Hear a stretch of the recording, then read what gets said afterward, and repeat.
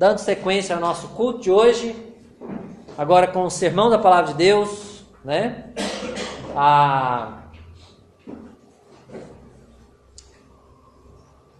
Vocês têm acompanhado desde o início do ano, nosso tema tem sido esse que está tanto aqui na tela quanto na parede, não é? E o primeiro sermão desse ano, eu afirmei isso, o meu primeiro sermão desse ano, eu afirmei que o nosso tema seria comunhão, um desafio para a atual geração, né? E que o nosso primeiro objetivo como igreja, em propor esse tema, é motivar a igreja a uma relação íntima e diária com Deus, comunhão com Deus, relacionamento íntimo com Deus, intimidade com Deus. Desde então eu tenho pregado sobre a importância de conhecermos a Deus. Nós pregamos em João 17, versículo 3. A vida eterna é esta, que te conheçam a ti, o único Deus verdadeiro, e a Jesus Cristo a quem enviaste, né? Pregamos também que a falta desse relacionamento, desse conhecimento de Deus, leva o homem à ruína e à perdição. Nós pregamos em Oséias, 4, 1 a 6, versículo 6 diz: o meu povo está sendo destruído porque lhe falta conhecimento. Mas não é informação, falta conhecimento de Deus, relacionamento com Deus. Relacionamento com Deus, intimidade, comunhão com Deus. Falei da importância do temor por Deus, para termos comunhão com Ele. Lá em Salmos 25, verso 14 diz: a intimidade do Senhor é para os que o temem. Então é importante temermos a Deus para termos intimidade com Deus, para termos comunhão com Deus. Também do valor do arrependimento para a comunhão com Deus. Lá em Oséias 6, 1 a 3, versículo 1 diz: vinde e tornemos para o Senhor, porque Ele nos despedaçou e sarará, fez a ferida e ligará. A importância do arrependimento para termos uma comunhão com Deus. Ensinei também que Jesus é o único caminho para a comunhão com o Pai. João 14, 1 a 9, 14, 6, respondeu-lhe Jesus, eu sou o caminho e a verdade e a vida. Ninguém vem ao Pai senão por mim. Também falamos que para crescermos na comunhão com Deus, precisamos perseverar em oração. Colossenses 4, 2, Lucas 18, 1, 1 Tessalonicenses 5, 17, orai sem cessar. Primeiro objetivo em falarmos em comunhão é estimular a igreja a ter mais intimidade com Deus, mais relacionamento com Deus. Nós falamos janeiro, fevereiro, março e abril, até domingo passado. O segundo objetivo desse tema é estimular a segunda igreja evangélica dos irmãos a um relacionamento íntimo uns com os outros. É estimular a igreja a comunhão mútua entre membros, entre irmãos que participam, que congregam aqui. Passaremos então algumas semanas, alguns domingos, estudando o texto de Atos capítulo 2, a partir do verso 41 até o 47. Nesse texto, nós vamos aprender o que significa termos comunhão com Deus, aliás, termos comunhão uns com os outros, e como podemos desenvolver essa comunhão com a igreja. Ok? Então convido você para abrir sua Bíblia comigo lá em Atos 2, 41 e 42.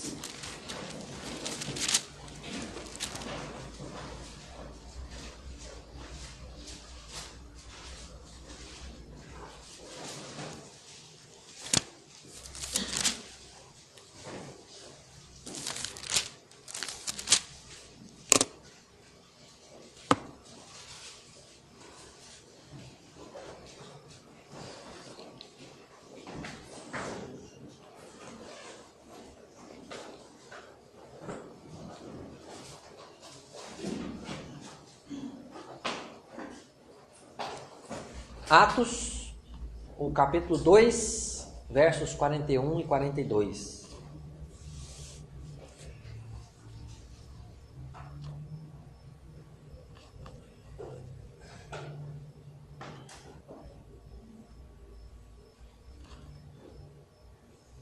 Amém?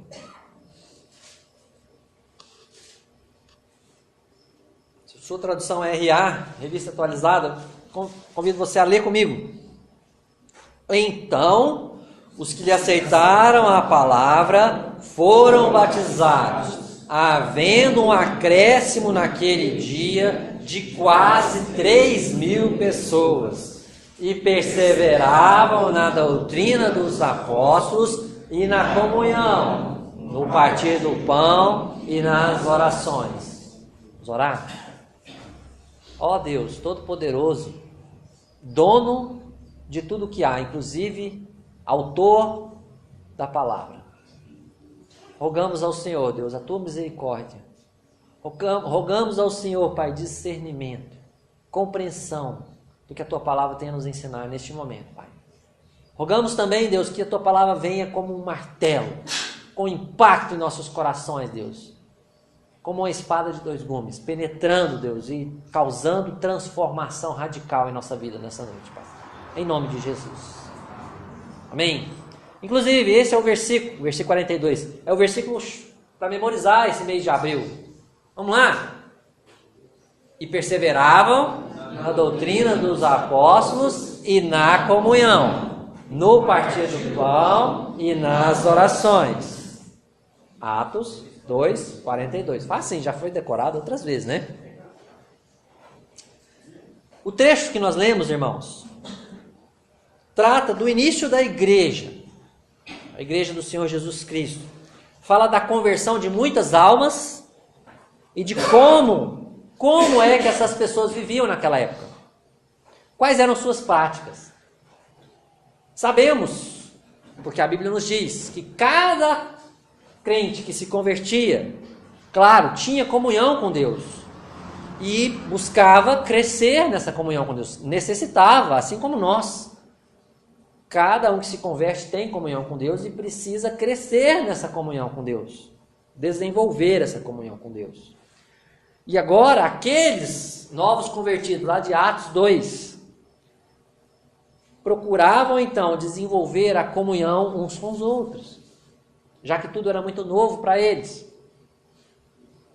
Não é como a gente que se converte, já tem a igreja aqui, né, ou a igreja onde é que você se converteu, né, e ali você simplesmente entra para um grupo já sólido, já, né, talvez muitas vezes antigo, já formado, com a liderança grande, com muitos professores e tal. Ali não, a igreja estava começando. Eles, os apóstolos, eram aqueles que tinham sido treinados por Jesus e estavam ali, né, aprendendo ainda os primeiros passos do que é a igreja. Então, o que significa ter comunhão com a igreja? Comunhão com a igreja é compartilhar ou dividir a vida com ela. Esse é o significado da palavra, do termo comunhão. Compartilhar, dividir a vida com a igreja. Comunhão com a igreja é associação, é companheirismo, é estar junto, é estar envolvido, é participação na vida uns dos outros. Isso é comunhão. É harmonia de pensamentos e propósitos. Não é? Tudo isso são conceitos do que é comunhão. E aqui eu estou falando de comunhão com a igreja. Não é? Nesse ano de 2018, eu quero que você note a importância de viver em comunhão com a igreja. Você precisa viver em comunhão com a sua igreja. Cada um de nós precisa viver em comunhão uns com os outros. Nós necessitamos disso. Eu quero encorajar você a envolver-se com outros irmãos. Você precisa se envolver com outros irmãos. Quando eu falo de comunhão com a igreja, eu não estou falando de você bater o ponto todo domingo, não. Também. Mas comunhão vai muito além disso. Isso é frequentar a igreja. Comunhão com a igreja é relacionar-se com a igreja. Aqui a gente tem pouco tempo para relacionar. Talvez na saída ou na chegada. Aqui a gente adora a Deus juntos, canta louvores, aprende de sua palavra, né?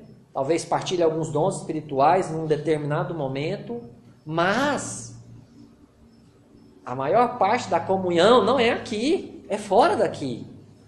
A maior parte da comunhão é quando a gente vai atrás da irmã, do irmão. Olha, o que eu posso orar por você? Vamos orar.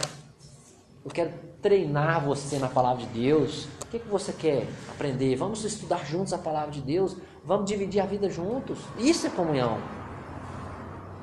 Muitos têm a noção errada de comunhão é simplesmente frequentar reuniões. Comunhão vai muito além disso. Como desenvolver, então, a verdadeira comunhão com a igreja? Como é que a igreja de Atos 2 desenvolvia comunhão? O texto cita algumas maneiras, ok? Hoje nós trataremos da primeira maneira que o texto cita. Então, versículo 42. Vamos tentar recitar ele, hein? E perseveravam na doutrina dos apóstolos e na comunhão, no partir do pão e nas... Então, a primeira frase diz, e perseveravam na doutrina dos apóstolos. Outras traduções dizem, eles se dedicavam ao ensino.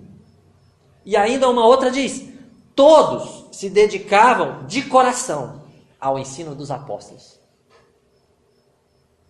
Não é? Então, assim como acontecia lá na igreja de Atos, a comunhão com a igreja, ela é desenvolvida no ensino da palavra de Deus. A comunhão com a igreja, ela é estimulada e desenvolvida no ensino da palavra de Deus. Parece estranho, mas é isso mesmo, irmãos. É isso mesmo que o texto está dizendo aqui. Tá? A igreja de Atos 2 procurava desenvolver comunhão com Deus e também comunhão com os irmãos, por meio do ensino da palavra de Deus. A palavra de Deus, ela não contribui apenas para a sua comunhão com Ele, mas a palavra de Deus contribui para a sua comunhão com outros irmãos. Em dois aspectos, tá? Dois aspectos. Primeiro aspecto, a comunhão com a igreja é desenvolvida no ensino da palavra de Deus. Vamos lá. O ensino público da palavra de Deus favorece a comunhão, ou contribui para a comunhão entre os irmãos. No ensino público da palavra de Deus, como exatamente nesse momento, ok? Toda a igreja, espera-se, que toda a igreja se prostra unida debaixo da voz do Todo-Poderoso, da palavra de Deus. Toda a igreja se humilha diante de Deus para ouvir o que a palavra de Deus diz. Há uma união nesse momento. Há um momento onde há favorecimento da comunhão. O sermão é para todos, não é para alguns. O pastor ou o professor, ele não pode manipular o sermão de forma a direcionar ele para um ou dois. A palavra de Deus é para todos. Todos têm que se unir naquele momento, em humildade, para ouvir o que Deus tem a falar para todos nós. O ensino público da palavra de Deus favorece, contribui para a comunhão entre os irmãos. Se a gente volta os nossos olhos de novo para os versículos 41 e 42, a gente percebe que Lucas, que é o autor aqui, ele está narrando os acontecimentos. Então houve um boom de conversões, cerca de ou quase 3.000 pessoas se converteram num dia, não é? E então, diz aí o versículo 41, então os que lhe aceitaram a palavra foram batizados, havendo um acréscimo naquele dia de quase 3.000 pessoas. 42, e essas pessoas, não é? Continuando o versículo 41, perseveravam unânime, né? Perseveravam na doutrina dos apóstolos, e na comunhão, e no partir do pão, e nas orações. Eles não perseveravam lá na casa deles sozinhos, mas eles perseveravam unidos. Há uma sequência de pensamento aqui, tá? O versículo 41 está dizendo que eles se aceitaram a palavra, foram batizados e foram acrescentados à igreja. E eles também perseveravam, está no plural, na doutrina dos apóstolos. Não é? O contexto era coletivo. Aliás, se você ler todo o trecho depois da sua casa até o versículo 47, ok? Fala de características coletivas e não individuais ou particulares. Todos estavam unânimes no templo. Todos eles partiam pão de casa em casa, tomavam suas refeições com alegria e singeleza de coração. O texto está falando de características coletivas. Se você se lembra, ou volta seus olhos no capítulo 2, no sermão de Pedro, um pouco antes aqui, né? Pedro ele citou e ele ensinou as Escrituras para provar que Jesus era o Messias. Pedro usou as Escrituras para provar que Jesus era o Messias. Ele citou o Salmo 16, ele citou Joel capítulo 2, né? Para aquela multidão, né? No capítulo 5, os apóstolos são presos. Versículo 20 e 21, o anjo diz para eles: vão ao templo e digam ao povo todas as palavras desta vida. Tendo ouvido isto, logo ao amanhecer, entraram no templo e ensinavam. Eu quero destacar a importância do ensino da palavra de Deus, ok? Pedro, no capítulo 2, ensinou a palavra de Deus. Os apóstolos, que tinham sido presos e libertos pelo anjo, foram ordenados por Deus a voltarem para o templo e ensinar a palavra de Deus. Estavam juntos, unidos, os apóstolos.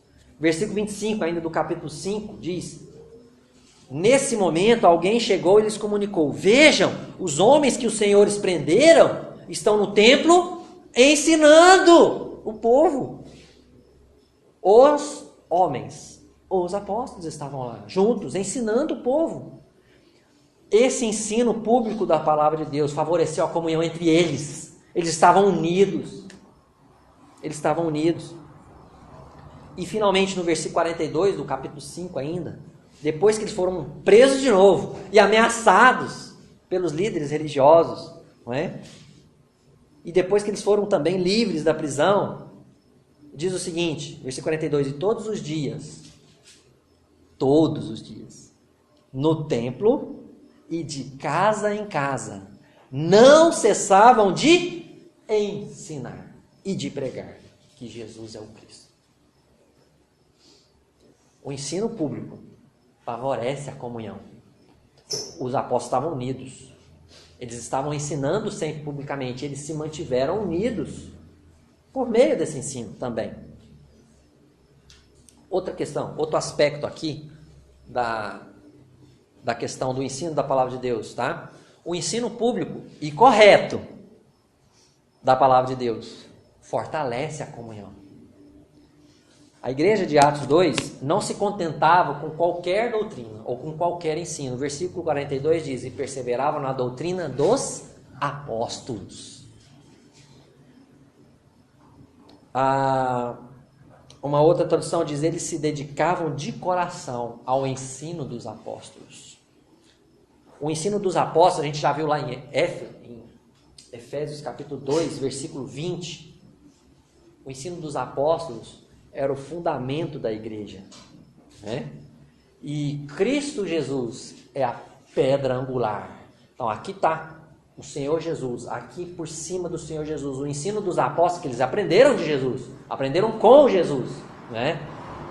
Então a doutrina da igreja é baseada no que Jesus ensinou e passou para os seus apóstolos, e eles ensinaram o restante.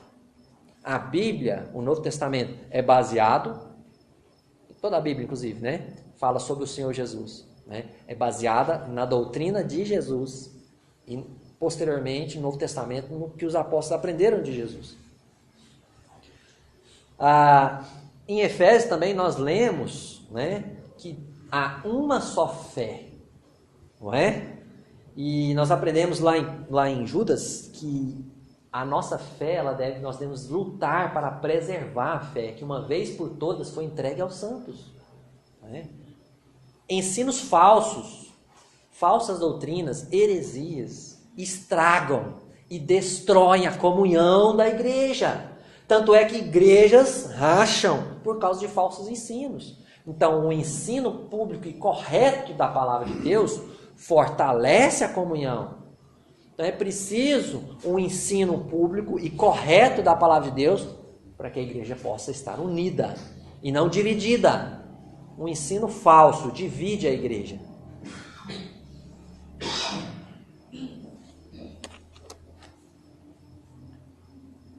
Queridos irmãos, 2018, há um desafio para nós: comunhão com Deus e comunhão com a igreja, ok? Hoje eu já disse que comunhão com a igreja é partilhar a vida com a igreja, tá? Você e eu precisamos viver em comunhão uns com os outros. Você precisa pagar esse preço. Não é fácil. Ah, pastor, mas sua vida não é igual a minha. Com certeza, cada um faz suas escolhas, né? E nós vamos arcar com essas escolhas um dia diante de Deus, né? Então eu quero desafiar você a fazer uma escolha. Escolha tirar um tempo para orar com alguém, né? Para visitar alguém prazerosamente, né? Para chamar alguém para estar com você. Olha, a gente vive dias maus, dias difíceis, né? Com esse negócio de oração, né? Toda terça eu tenho tido a oportunidade de ter mais informações sobre vocês, né? E pasme, eu tenho cada informação, irmãos. E eu tenho dobrado meu joelho diante de Deus. Sempre dobrei, né? Mas agora eu estou tendo um volume maior de informações. E eu estou dobrando meu joelho. E irmãos, às vezes vêm aqui e oram comigo também, né? Às vezes quando é um pedido assim muito íntimo, eu fico só para mim, né? Mas quando é um pedido mais tranquilo, às vezes divido esse pedido com alguém. Ó, vamos orar pela vida espiritual da Lara, pela vida espiritual da Natália, do Arthur, da minha vida espiritual, do pastor, né? Irmãos, nós temos visto assim, muitas pessoas desanimadas. Nós precisamos de comunhão para ajudar uns aos outros a olhar para o alto, olhar para Jesus. Pede socorro. Ô, meu irmão, vem aqui orar comigo, estou precisando de um ombro amigo, um ombro irmão. Ô, minha irmã, posso ir na sua casa orar com você? Estou precisando tanto de apoio nesse momento, estou vendo um período difícil na minha vida. Precisamos, não podemos ignorar isso. Nem que precisamos de ajuda e nem que podemos ajudar a outra em oração. Você precisa se envolver com outros irmãos. Eu quero te desafiar isso hoje. Como desenvolver verdadeira comunhão? Primeira maneira que diz Atos 2,42, a comunhão com a igreja é desenvolvida no ensino da palavra de Deus. Esse ensino pode ser também particular. Aqui o texto estava falando de ensino público, né? Mesmo de casa em casa também. Você pode estudar a Bíblia com alguém. Já falei isso aqui em outros cultos, não é? Você pode abrir a palavra de Deus e partilhar um versículo. Olha, eu gostaria de te encorajar com esse texto da palavra de Deus aqui hoje, ó. Leva um versículo para encorajar alguém, para estimular alguém. Para estimular, para que a pessoa possa olhar para Deus e falar, ó Deus, eu tenho que levantar minha cabeça assim, eu estou olhando muito para baixo. A tua palavra diz isso. Comunhão com a igreja desenvolvida no ensino da palavra de Deus. Desafios dessa noite. Estejam sempre presentes nas reuniões. Porque aqui a gente ensina publicamente a palavra de Deus. E a palavra de Deus é poderosa para trazer vida dentre os mortos. Não é não? Amém? Amém.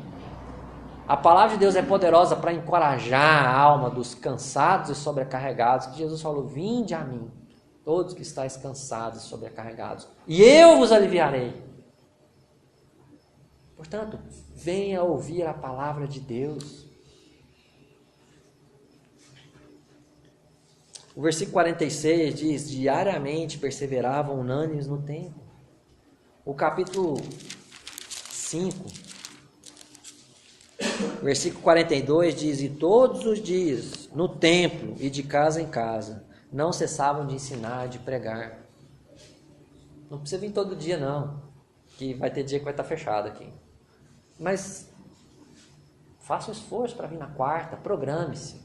Agende, para a gente orar junto. Quarta-feira é um período onde a gente tem mais oportunidade de ouvir sobre os irmãos, sobre as necessidades deles, né? E orar por eles. Segundo desafio, dediquem-se a aprender e a ensinar, né? Porque a gente não pode ensinar aquilo que a gente não sabe, né? E nem aquilo que a gente não vive, de preferência, né? Eles se dedicavam de coração, né, à doutrina dos apóstolos. dedique-se você também de coração à doutrina dos apóstolos, à palavra de Deus. Aprenda da palavra de Deus para que você possa saber usar a palavra de Deus, manejar bem a palavra da verdade e encorajar alguém. Ah, mas eu não sei o que falar. Mas o que você leu hoje no seu tempo de devoção? Deus falou com você, te encorajou? Usa aquele versículo para encorajar alguém. Marca na sua Bíblia alguns versículos que você sentiu encorajado quando você leu, né? Deixa eu te falar, não te satisfaça com o básico. Às vezes a gente, não, mas eu já vou lá, o pastor ensina a escola dominical, tá bom. Medíocre, né? Vá além, estude a palavra de Deus. Chega afiado aqui para o estudo da escola dominical, para 1 Samuel, né? Para que você possa crescer mais, para que você possa apertar o seu professor, para que ele possa ir atrás e aprender mais ainda, né? Dedique-se de coração a aprender e ensinar a palavra de Deus. E por último, pratique o que vocês já aprenderam. Esse é o fundamental. Às vezes a igreja evangélica dos irmãos, ela é orgulhosa. Ela bate no peito e diz: não tem igreja melhor do que a igreja dos irmãos. A doutrina da igreja dos irmãos. Mas aí eu pergunto, temos vivido a doutrina dos apóstolos? Porque não basta a gente ter uma boa doutrina se a gente não vive a palavra de Deus. Mais importante do que ter conhecimento da palavra de Deus é viver a palavra de Deus. Portanto, eu desafio a todos nós, e eu me incluo nisso, né? Pratiquemos o que temos aprendido. O que você ouviu hoje, mais cedo, agora, o que você leu na sua Bíblia hoje. A gente não vai para frente se a gente não pedir de Deus o poder para viver a vida que agrada a Ele. Se a gente fala, tá bom demais, Deus já fez muita coisa na minha vida, glória a Deus que fez, amém, de verdade, mas não se satisfaça, continue buscando crescimento para a sua vida, amém? Vamos orar. Querido Deus, obrigado por Atos capítulo 2, obrigado pela grande necessidade que o Senhor nos mostra de termos comunhão uns com os outros. Ó Deus, os dias são maus. Às vezes a gente está tão cansado, fisicamente, emocionalmente, desgastado. Mas nós cremos num Deus poderoso. Cremos que fomos salvos por um Deus poderoso, que nos tirou do império das trevas e nos transportou para o reino do seu Filho amado. Cremos que o Senhor pode, Deus, pegar uma alma cansada e sobrecarregada e transformar essa alma numa alma cheia de alegria, cheia de empolgação, de vida, para transmitir essa vida para outras pessoas, Pai, que estão perdidas nas trevas. Ó Deus, eu peço que o Senhor faça isso em nosso meio, Pai. Eu creio que há muitos estágios diferentes de desânimo e de cansaço. Alguns porque essa semana foi difícil. Alguns porque esse ano foi difícil. Alguns porque já vem de anos bem desgastados, Senhor. Eu peço tua misericórdia, Deus. Eu peço que o teu Espírito possa abrir os olhos de todos nós para aquilo que o Senhor quer fazer em nossas vidas, como igreja. Para que a gente possa olhar para a tua palavra, Deus, e entender que no ensino da tua palavra, a comunhão é estimulada, no ensino da tua palavra, no ensino público da tua palavra, Deus, a comunhão é favorecida. As falsas doutrinas são lançadas fora, Deus. Eu te peço, ajuda-nos nas nossas dificuldades, em nome e por amor de Jesus Cristo. Amém. Deus abençoe a sua semana.